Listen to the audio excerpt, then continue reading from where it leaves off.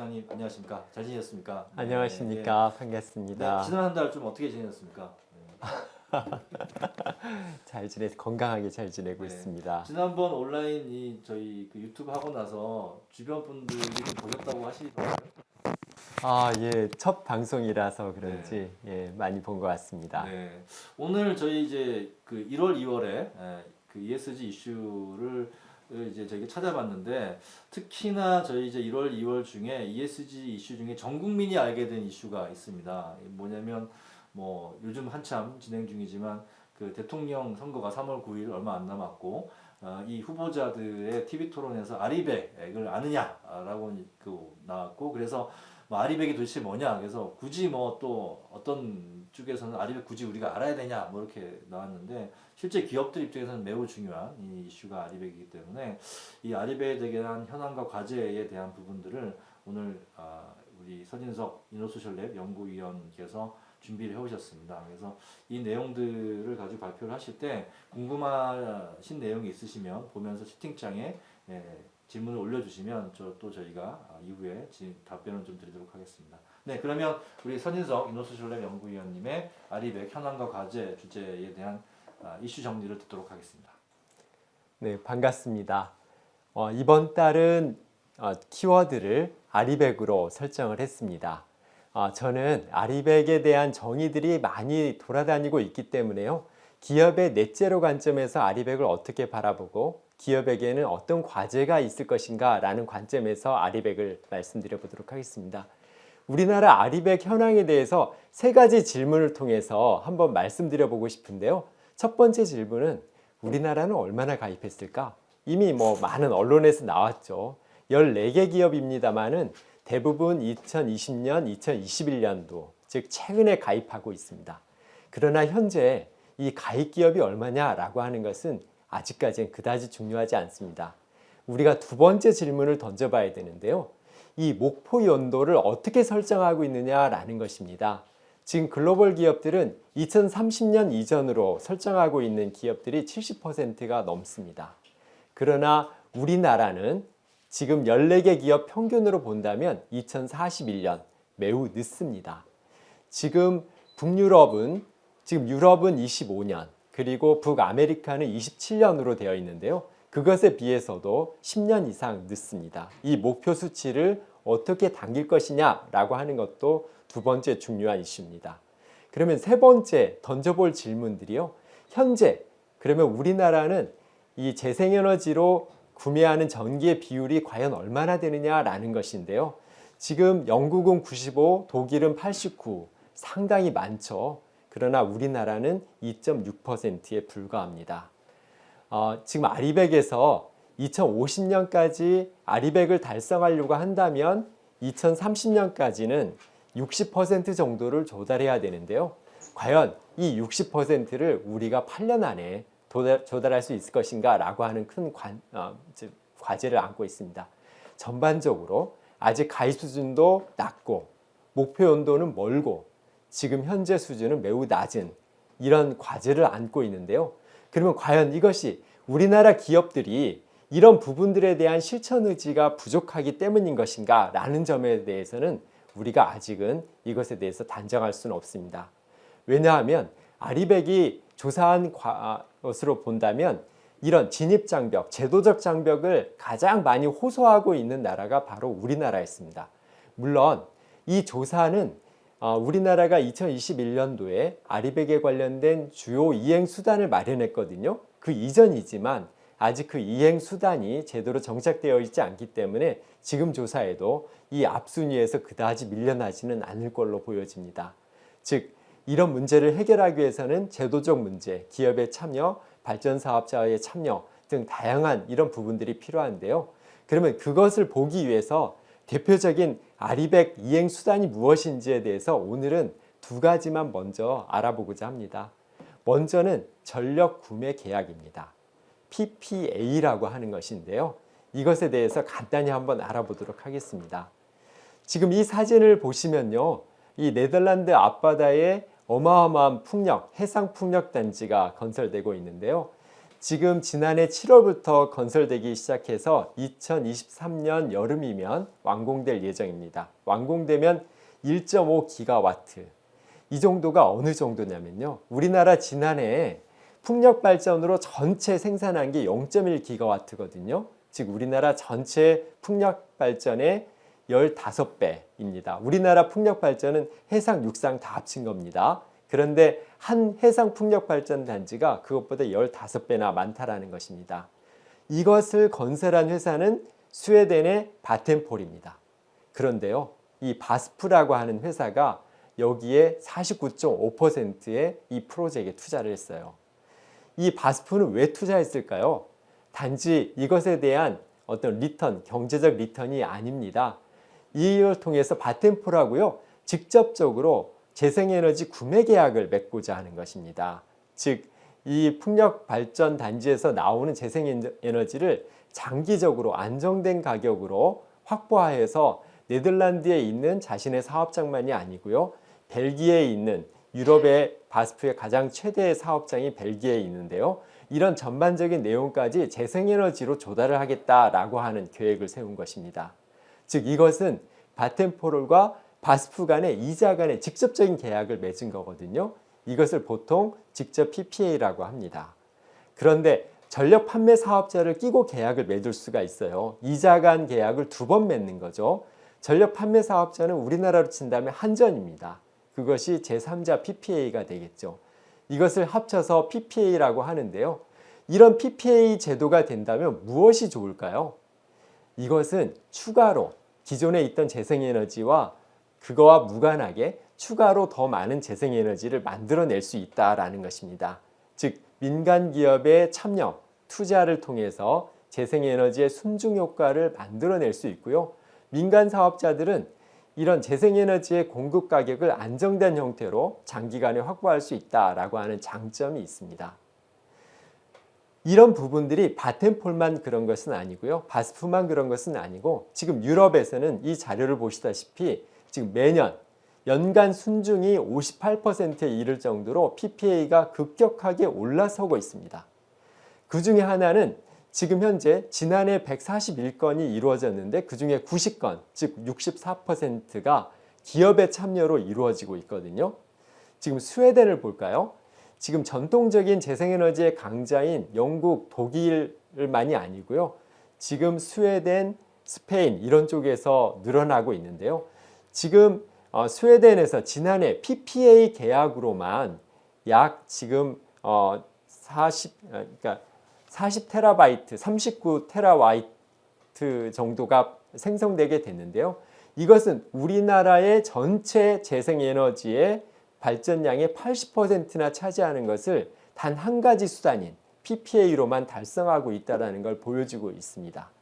즉 이만큼 지금 PPA를 통해서 재생에너지의 확대 그리고 아리백이 활성화되고 있다는 것이죠. 그런데 우리나라는 어떨까요? 우리나라는 PPA 제도가 제3자 PPA는 6월달 그리고 직접 PPA는 10월달 제도가 마련됐는데요. 지난해 단 한 건의 계약도 이루어지고 있지 않습니다. 이것은 기후 솔루션에서는 여러 가지 구조적 문제를 얘기했어요. 우리나라 전력시장 구조, 낮은 온실가스 규제, 그리고 환경 비용이 제대로 반영되고 있지 않는 도매시장 등등의 얘기를 하고 있는데요. 하나의 예를 든다면 지금 재생에너지 발전 단가가 석탄에너지보다 더 높거든요. 그런데다가 이걸 통해서 PPA 계약을 한다면 한전에 망 사용료, 망 구축에 따른 망 사용료를 내야만 됩니다. 그리고 또 하나는 아직까지도 지침이나 표준계약서가 마련되어 있지 않기 때문에 지금 어느 기업도 뛰어들 수 있는 상황이 전혀 아닌 것입니다. 즉 구조적인 문제와 제도적인 문제가 완비되어 있지 않아서 아직 제도가 작동될 수 없는 상황이라는 것이죠. 이 중에서 재생에너지 발전 단가 관련된 상황이 어떤 것인지에 대해서 간단히 한번 보여드리고 싶은데요. 지금 전 세계 인구 대비 3분의 2 정도 되는 국가에서는 이미 재생에너지 발전 단가가 가장 저렴한 에너지원입니다. 그런데 안타깝게도 우리나라는 석탄에너지가 가장 저렴하죠. 실제 산업용 전기요금 대비해서요. 태양광 발전 단가가 27%나 높습니다. 이 문제를 해결하지 않고서는 우리가 이 아리백이라고 하는 수단이 실제 재생에너지 발전을 높이면서 이루어지기에는 쉽지 않습니다. 이 27%나 넘는 발전 원가에다가 한전에 또 망사용료까지 주게 된다면 이런 방식으로 지금 당장 기업들이 뛰어들지 않을 것입니다. 지금 한 가지 수단만 봤는데도 좀 많이 깝깝하시죠? 또 하나의 수단을 한번 보도록 하겠습니다. 녹색 프리미엄제인데요. 이 제도도 지난해 1월 달부터 시행됐습니다. 이 제도는 단순합니다. 일반적인 전기요금을 우리가 100원에 1kW당 100원에 산다라고 한다면 여기에 약 10원 내지 그거보다 좀 더 높은 돈을 주고서 전기를 사오는 겁니다. 이것은 일종의 녹색 프리미엄이라고 되어 있는데요. 이것은 순수 기부 프리미엄입니다. 물론 이 재원을 가지고 재생에너지 재투자에 활용되기 때문에 이 재생에너지의 기반 조성에는 큰 도움이 어느 정도 도움이 될 것입니다. 그러면 그것에 대해서 입찰 기반으로 되고 있는데요. 지난해 어떤 식의 입찰이 이루어졌는지를 잠깐 보도록 하겠습니다. 두 번에 걸쳐서 입찰이 이루어졌는데요. 전체는 지금 약 3만 기가와트 정도를 판매를 했는데요. 실제 판매량은 그 중에 5%도 되지 않았습니다. 최저 입찰가, 즉 보통 1kW당 10원 주고 샀는데요. 이 가격은 다른 아리백 이행 수단 대비 매우 저렴합니다. 예를 든다면 인증서 공급이 2002년도 상반기 고정 가격이 약 71원이거든요. 그거에 비한다면 7분의 1 정도 가격이 되겠죠. 그렇기 때문에 현재로서는 가장 저렴한 기업이 쉽게 참여할 수 있는 그런 수단입니다. 이런 장점이기 때문에 지금 현재 한국형 아리백에서 이런 녹색 프리미엄제를 통해서 접근하는 기업들이 가장 많은데요. 이제 문제는 이 판매 물량을 한번 볼까요? 약 3만 기가와트라고 되어 있는데요. 그럼 도대체 어떻게 생산된 재생에너지를 판매하고 있을 것인가 라고 하는 것이 관건이거든요. 이 비밀은 두 가지에 있습니다. 먼저 우리나라는 500메가와트 이상 발전 사업자가 총 24개가 있습니다. 여기는 한전 자회사인 6개 회사를 포함하고요. 공공기관인 2개, 그리고 민간 사업자가 16개 발전 사업자가 있습니다. 이 발전 사업자들은 의무적으로 자신들이 발전하는 것 중에서 지난해 기준으로는 10%, 올해 기준으로는 12.5%를 재생에너지를 기본적으로 생산해야 됩니다. 그게 지난해 기준으로 약 3만 9천 기가와트였고요. 올해는 50%나 늘어나서 5만 9천 기가와트가 됩니다. 그리고 소규모 태양광 발전 사업자들은 20년 동안 고정된 가격으로 한전 6개 자회사에 판매할 수 있는 그런 식으로 시장을 보장해주고 있거든요. 즉 이런 식으로 기본적으로 우리나라가 생산해야 되는 재생에너지 용량이 있습니다. 그런데 그렇게 생산되어 있는 것을 추가 프리미엄을 받고 파는 것입니다.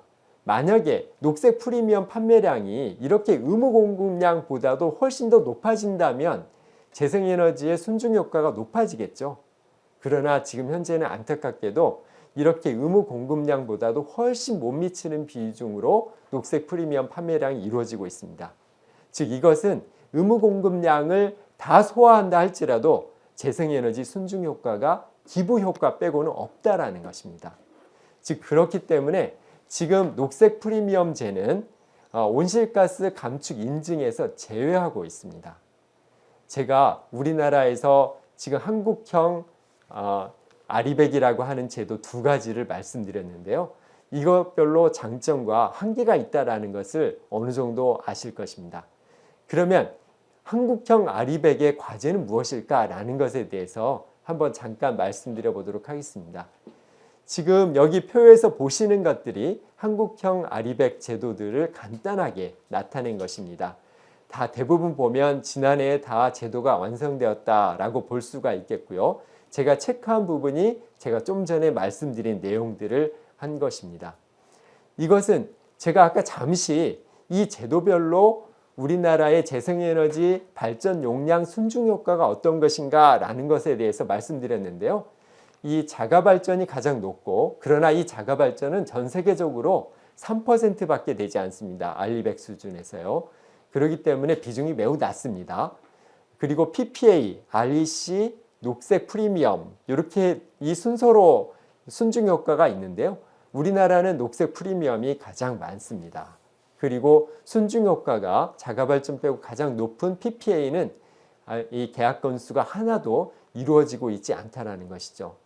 글로벌 수준은 어떨까요? 글로벌은 이 가운데 검정으로 표시되어 있는 부분들이 PPA인데요. 지난 4년 전에 비해서 지금 13%에서 28%로 껑충 뛰고 있습니다. 그리고 녹색 전력 요금은 41%에서 26%로 줄어들고 있습니다. 즉 어떻게 보면 바람직한 방향으로 가고 있다는 것이죠. 즉 우리가 알리백의 녹색 구매 비중들을 높여야 되겠지만 이 내용적인 측면에서 어떤 방향으로 가야 될 것인지라고 하는 과제를 알 수 있습니다. 지금 우리나라는 2030년까지 온실가스 순중 감축 목표를 40% 감축하겠다라고 하는 목표를 내걸었습니다. 그러기 위해서는 2030년에 재생에너지 비중이 30.2%가 돼야 됩니다. 그런데 2020년 6.6%밖에 되지 않았거든요. 2020년에 발전사업자들이 재생에너지를 의무적으로 공급해야 하는 비율이 10%인데요. 그것보다도 적었습니다. 그런데 2030년에는 이 의무 공급 비율의 25%보다도 더욱더 많은 30.2%를 우리가 만들어내야 되거든요.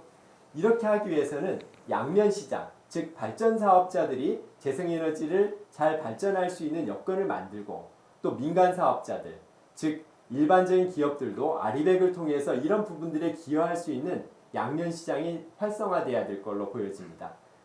여기에 관련된 여러 가지 정책적 대안이 좀 필요할 것인데요. 저는 기업 관점에서 어떤 정책적 대안이 필요할 것인지에 대해서 한 가지 사례만 좀 말씀드려 보도록 하겠습니다. 예, 파타고니아 사례를 말씀드려 보고 싶은데요. 이 파타고니아가 태양광 투자를 2번에 걸쳐서 크게 한 적이 있었습니다. 먼저 2014년에는 2,700만 달러의 태양광 펀드에 1,300만 달러를 투자했고요. 2016년에는 3,500만 달러의 펀드에 투자를 했습니다. 그리고 하와이와 또는 두 번째는 캘리포니아 등 8개 주에 걸쳐서 상당한 양의 재생발전을 이루어냈습니다.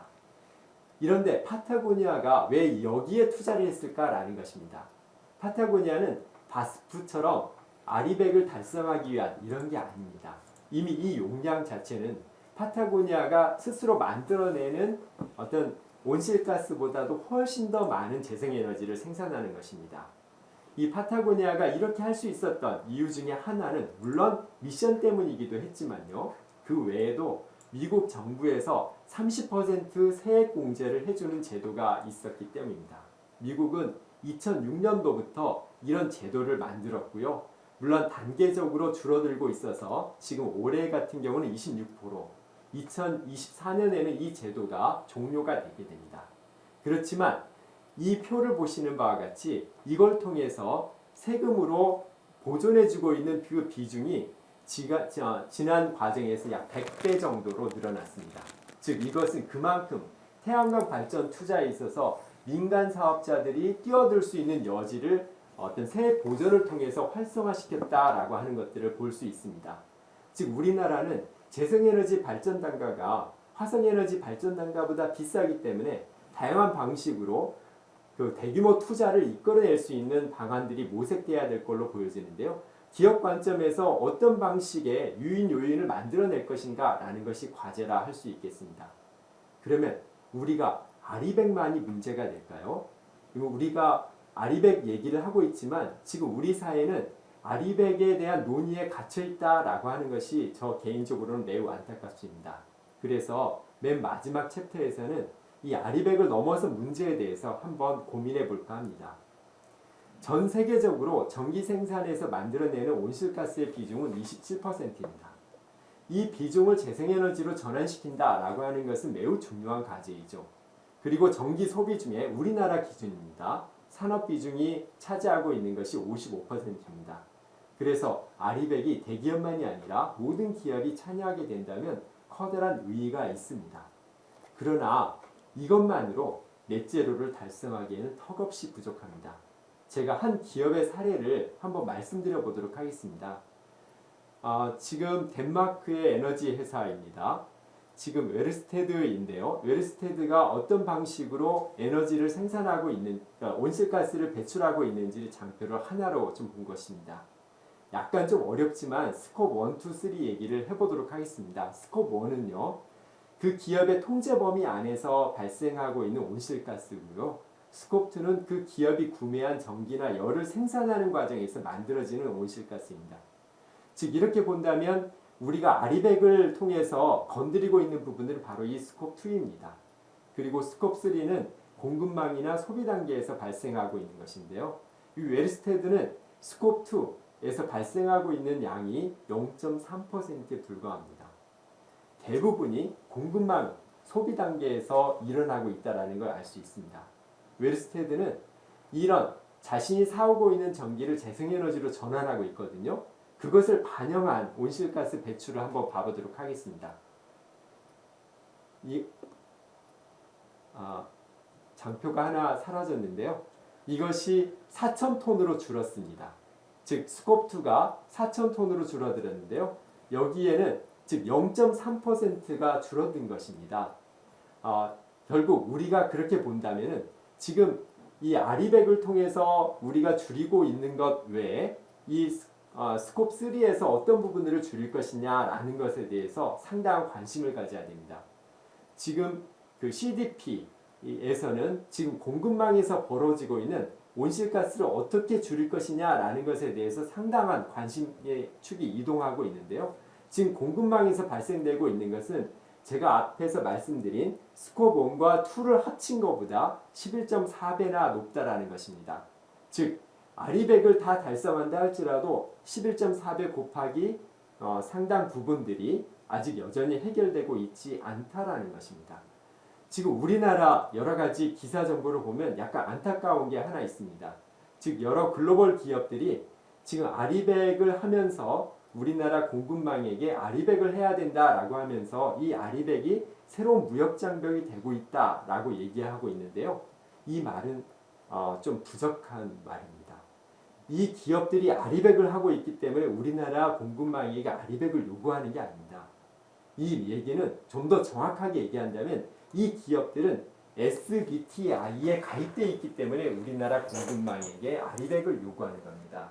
지금 최근에 과학기반 감축 목표인데요.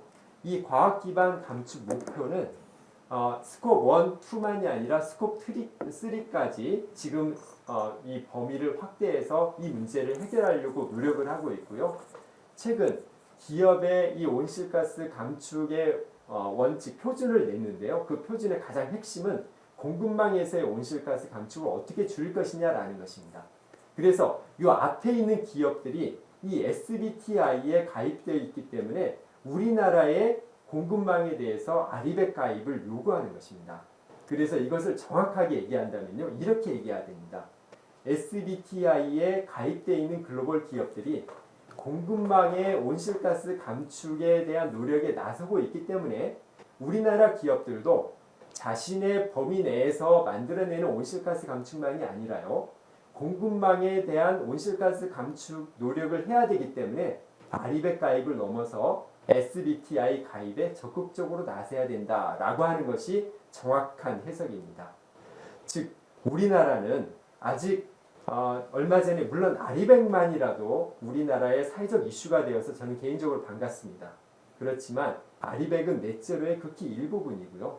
이 SBTI나 넷제로의 관심으로 넘어가야 되는데 우리나라의 기업들은 지금 SBTI 14개 기업이 가입돼 있지만 목표 설정은 2개 기업이 하고 있습니다. 즉 이걸 넘어서서 다양한 방식으로 우리 넷제로를 위한 노력을 해야 될 걸로 보여집니다. 맨 마지막 장표입니다. 지금 제러미 리프킨은 화석 연료에서 녹색 에너지로의 전환은 파워를 국민들에게 돌려주는 것과 같다 이런 얘기를 했습니다. 독일은 재생에너지를 통해서 25%의 전력을 공급하고 있는데요. 그 중에 4개 메이저 전력회사가 공급하는 것은 5%이고 나머지 20%는 협동조합이나 소규모 발전 사업자들이 공급하고 있습니다. 지금 우리는 넷제로로 가기 위해서는 이런 패러다임 전환이 필요합니다. 그러기 위해서는 전력의 공공성을 유지하면서 중앙 집중형이 아니라 분산형으로 어떻게 시스템을 재편할 것인가 라는 것들이 국가적으로 고민하면서 발전 사업자와 또는 일반 기업들의 알리백 등을 통한 참여 등이 즉 양면 시장이 활성화되면서 이러한 넷제로를 향한 여정을 만들어야 되지 않을까라는 생각이 듭니다. 이상 제 발표는 여기서 마치도록 하겠습니다. 다음 달에는 또 새로운 주제로 찾아뵙도록 하겠습니다. 이야기 잘 들었습니다. 뭐 이제 말씀하신 부분들에 저도 굉장히 많이 동의하는 부분들이고, 특히 이 아리백에 대한 우리나라의 이슈가 마치 이제 전 좀 뭐 이렇게 항상 그 언론에 계신 분들이 들으시면 좀 싫어할 수도 있지만, 그 현재 언론들이 좀 그 너무 이 그 ESG를 경제적인 측면, 또 무역적인 측면, 또는 뭐 더 나아가서 정치적인 측면으로만 국한을 하고, 실제 어떤 환경 문제, 사회 문제를 해결하는 쪽으로 이슈를 몰아가는 게 아니라 어떤 글로벌 기업으로서의 무역의 문제, 또는 글로벌 기업과의 어떤 거래의 문제로만 가져가고, 또 규제나 평가의 문제, 투자의 문제로만 가는 거는 본질을 벗어난 매우 좀 그 표피적인 접근이 아닌가, 이렇게 생각이 좀 듭니다. 그래서 그 아리백에 대한 이슈도 정말 우리 전 지구적으로 이 온실가스의 문제 중에 그 중에 많은 부분이 차지하는 에너지 발전, 그 에너지 발전을 석탄, 이 온실가스를 많이 배출하는 이 석탄이 아니라 이 신재생 에너지로 가야 된다라고 하는 이런 근본적인 이야기가 아니라, 아리백이 과연 이게 또 다른 어떤 무역에 있어서의 갑질이다, 뭐 이렇게 막 그 호도하는 부분들에 대해서는 저도 많은 부분 그 좀 안타까운 마음이 있는 부분들입니다.